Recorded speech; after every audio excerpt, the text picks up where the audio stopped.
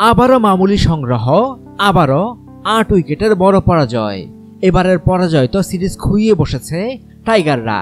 এমন বাজে হারের কারণ হিসাবে ব্যাটিং ব্যর্থতাকেই দুষলেন বাংলাদেশের ওয়ানডে দলপতি মাশরাফি বিন মুর্তজা। তার মতে টপ অর্ডারের রান না পাওয়া আর জুটি না করতে পারাই হারের কারণ। সব মিলিয়ে কঠিন একটি দিন পার করলেন বলে জানালেন হতাশ মাশরাফি।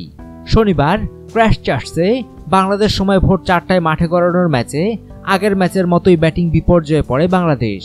দুই ওপেনার তামিম ইকবাল ও লিটন দাসের ব্যাট থেকে আসে যথাক্রমে 5 ও 1 রান।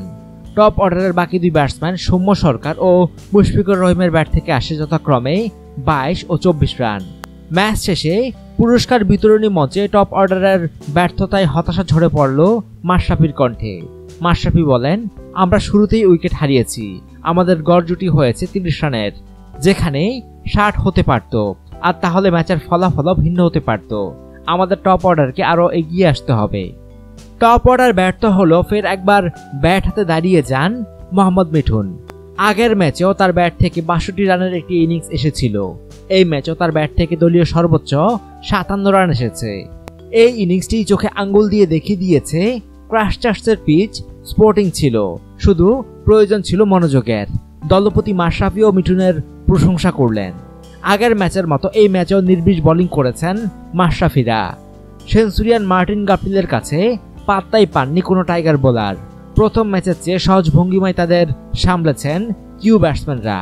বিশেষ করে গাপটিল, তার ব্যাট থেকে এসেছে 88 বলে 118 রানের ঝড়ো ইনিংস।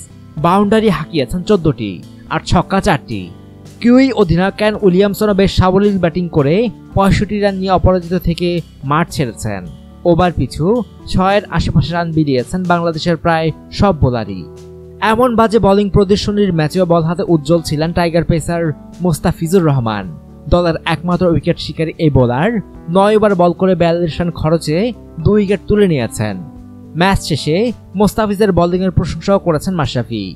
সব মিলিয়ে 2 ম্যাচ থেকে খুব একটা ইতিবাচক দিক খুঁজে পাচ্ছেন না মাশরাফি।